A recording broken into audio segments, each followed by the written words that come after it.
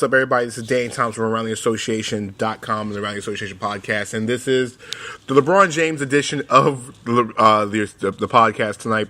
Yes, I'm coming to you live. It's 9:41 Eastern Time, and the story broke right around 8:10, 8:15 in a interesting format. LeBron James decides to let everybody know via Twitter and through his management group of Clutch Sports, a simple tweet letting everybody know he had just signed a 4-year, $154 million contract with the Los Angeles Lakers. Now, from what I've been told, the reports have been that it's a 3-year guarantee with an option of a fourth. Stephen A. Smith went on ESPN a few minutes ago saying that all 4 years are guaranteed. Literally saying LeBron James is now all in Los Angeles, and his time in Cleveland is completely over with. Multiple sources have been reporting, and I was told the same thing, that LeBron had made his decision almost a week ago, and this was become a foregone conclusion. I was hearing that the announcement was going to be made Tuesday, but I guess LeBron is LeBron, and he'll just do things as he feels like it. Ironically, this report came out right before Power came out on Stars, which is a very, very popular show that dominates social media on Twitter. If you've never seen it, check it out. 50 Cent and crew does a great job. One of the best and most underrated shows on television, from what I've been told at the same time. But let's look at the ramifications of LeBron James signing with the Los Angeles Lakers. Number one, the Cleveland Cavaliers have gone from winning the Eastern Conference the last 4 years with LeBron, to now being back at the bottom of the Eastern Conference. No offense to Kevin Love, who is an all-star. The Cavaliers are not a playoff team. Let's just be honest with you. And they can't make any moves to make themselves a playoff team. Yes, Kevin Love is an all-star. Yes, they drafted Colin Sexton. But if you look at the rest of that roster, George Hill, J.R. Smith, Tristan Thompson, Cedi Osman, yeah, the Cavs are not a playoff team. Okay? Even in the Eastern Conference, it's not a good look. Now, for the rest of the Eastern Conference, everybody else is literally doing the electric slide. They're doing the cha-cha slide. They're doing everything possible right now because guess what? The Eastern Conference is open for business right now.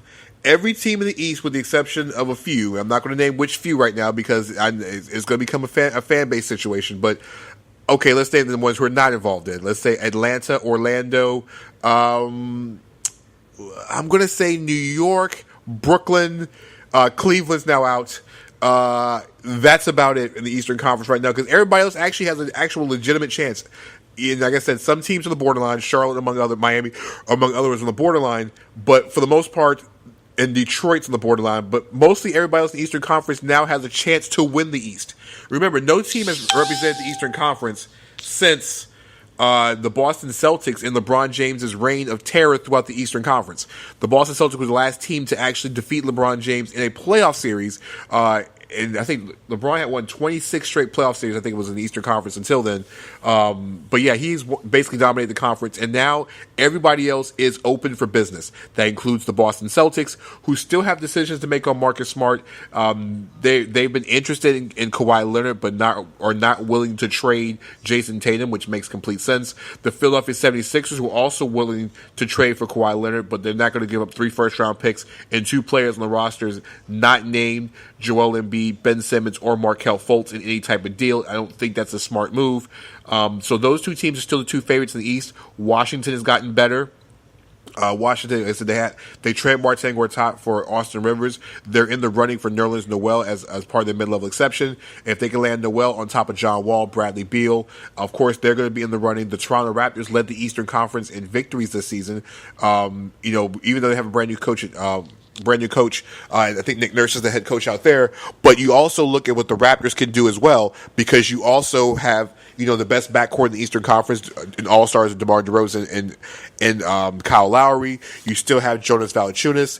They have a very, very deep and talented squad in Toronto. You're looking at the Indiana Pacers, a team that came up from a team that I didn't think was in the playoffs last year, preseason, to be honest with you. They have All-Star Victor Oladipo, Miles Turner, who's really good. They have Bogdanovic, Darren Collison, Thaddeus Young. They went out and signed Doug McDermott, another shooter. In the offseason, drafted Aaron Holiday.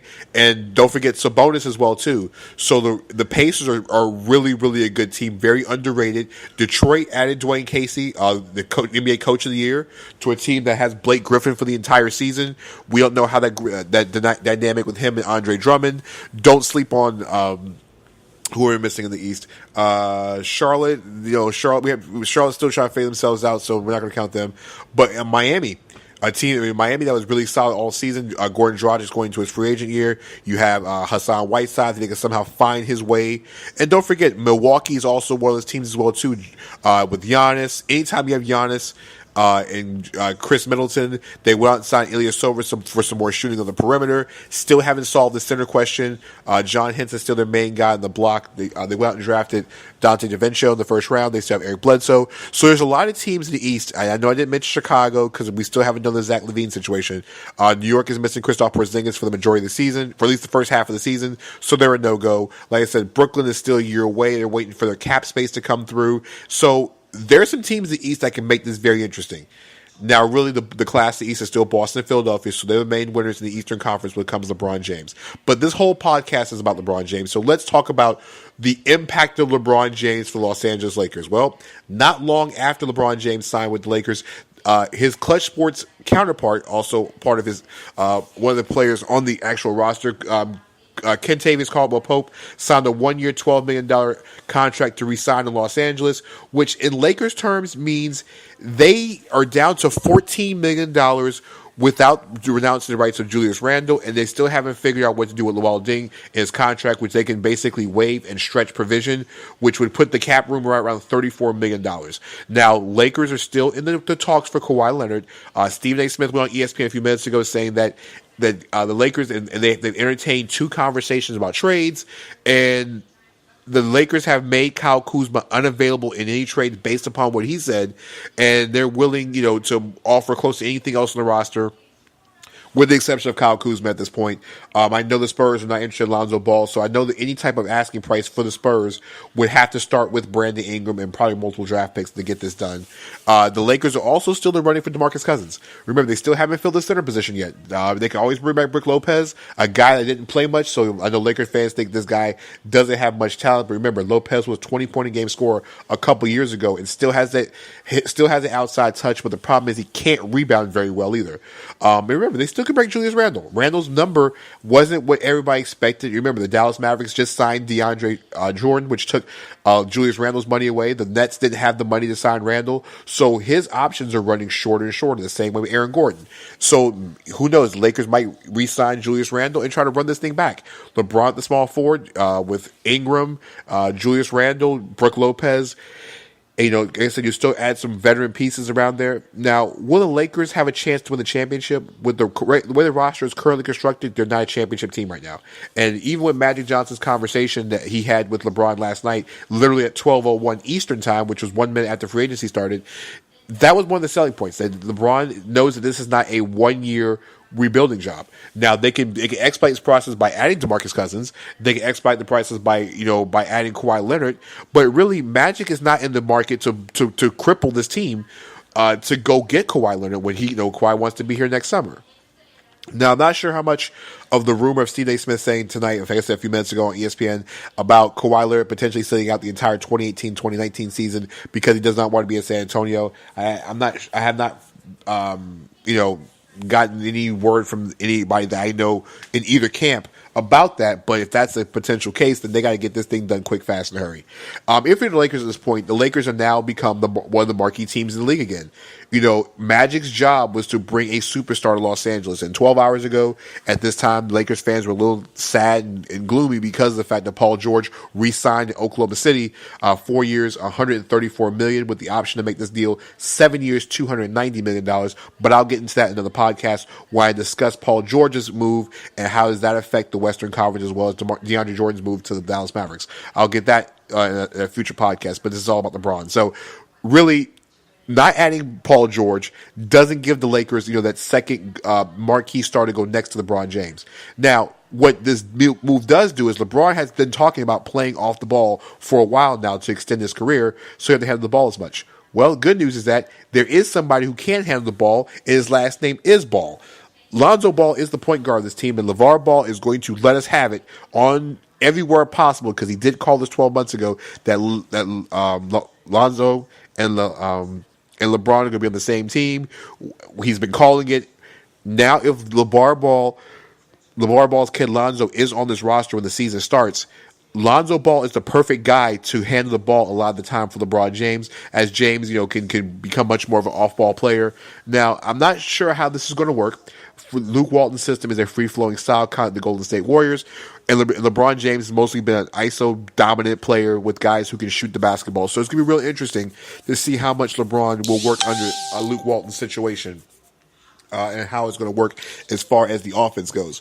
But really, the Lakers have made the splash. Magic Johnson fulfilled the prophecy that he said he was going to get he was going to land a big fish, and there's not a bigger fish than the 4-time, NBA MVP, the 3-time NBA Finals MVP, 3-time champion, 14-time All-Star. There's not much more of a fish that you can get in this market than adding LeBron James. Now, the Lakers are if we haven't seen enough of the Lakers on national TV, expect to see more Lakers games than anything else in the country.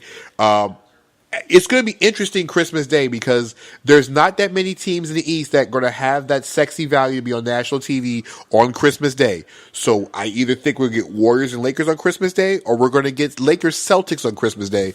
And either way, both storylines are going to be almost amazing to watch. The Lakers with LeBron against Golden State, two of the best teams in the NBA, talent-wise. LeBron going against Durant and those guys, Steph Curry and those guys. Or we have a Christmas Day game with LeBron in a Lakers uniform and Kyrie in a Celtics uniform, which would bring back all memories of the 80s and would basically make these two fan bases, go nuts on social media. But back to the Lakers situation. Lakers is, like I said, $14 million under the cap right now as the recording of this podcast, about $14.1 million. They still haven't figured out what to do with Julius Randle, and they still have not figured out what to do with Luol Deng. Max cap space will be right around $34 million if they stretch provision Deng and renounce the rights of Randle. Remember, they could re-sign Randle if needed. Like I said, the cap hold I think is around $13 million. Looks like for Randle's cap hold. Now, what can the Lakers add on to this situation? Well, if they renounce everybody so they get the cap to $34 million, if DeMarcus Cousins is the guy they can't bring in, do you bring in Aaron Gordon, or do you bring the team with a bunch of role players, or what do? You re-sign Brook Lopez, run the team back, stand pat, do not put yourself in any long-term agreements, and then go in the 2019 free agent class. We know Kawhi Leonard is going to be there, and quite possibly Klay Thompson. The Lakers have enough assets right now to continue at their growth at the way they're going. Kyle Kuzma is going to be really good year two, especially next to LeBron James. Brandon Ingram will play, if needed, can play some of the four, and he's still wanted to me a stud in the making, and he could be that co-counterpart LeBron James needs.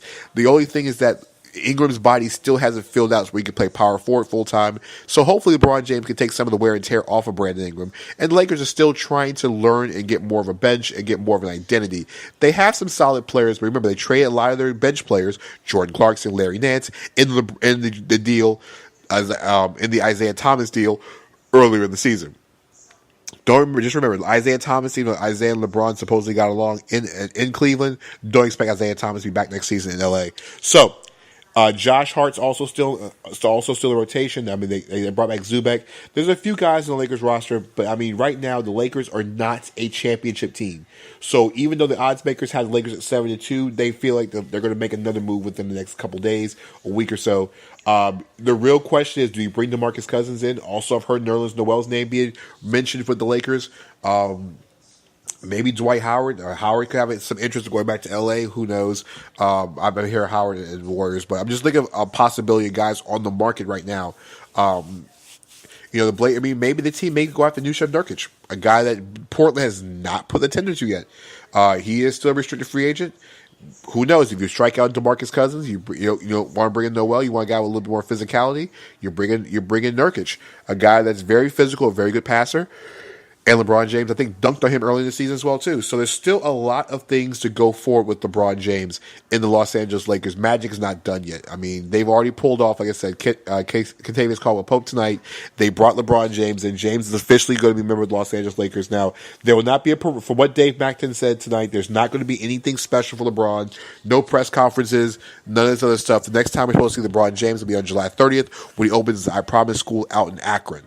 So really, let's recap everything.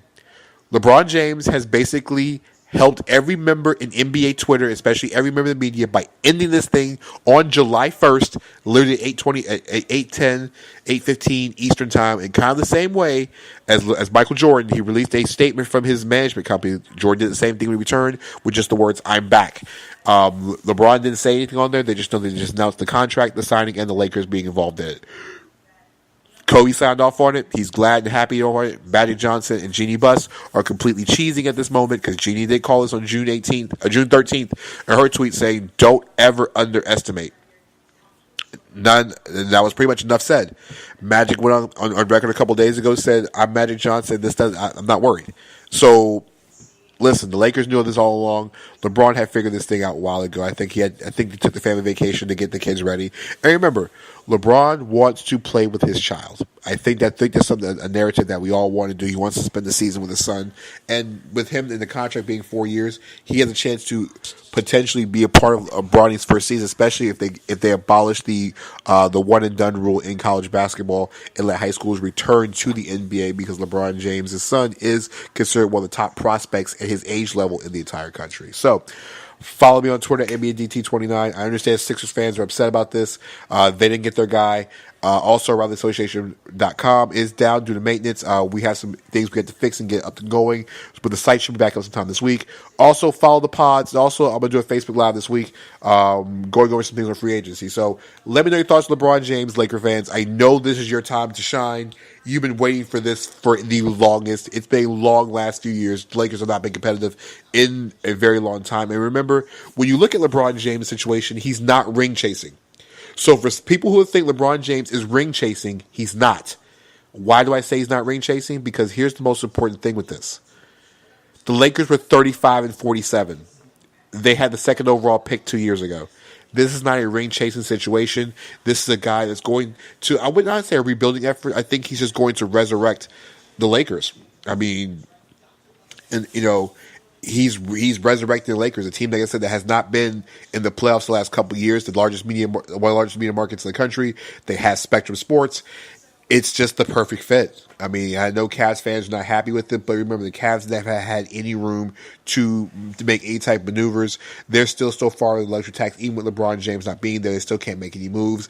Cavs fans might be upset with LeBron, but remember, LeBron did bring you guys a championship. He did fulfill the promise, and now I think at this point, being 33 years old, I think it's time for LeBron to figure out some things to make him happy. And if being in Los Angeles is going to make him happy and his family happy, then I'm all for it.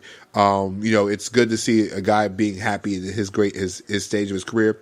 And besides, he's played 15 years in the Eastern Conference, and we all bark at him saying he can't do it out West. So give LeBron something to be motivated for. Will the Lakers win the whole thing? Is yet to be seen. Like I said, we're still not even 24 hours into free agency. So hit me up on Twitter at NBADT29. Follow the show at AroundTheAssociation.com. Subscribe to the show on Facebook. Subscribe on Facebook. Also on iHeartRadio. iTunes, we're actually on there. If you type in Around the Association, the pod, we're on iTunes as well too, as well as Spreaker. So I'll check with you guys later on, probably tonight or tomorrow, with a podcast, like I said, because we still have a bunch of other things in free agency. We have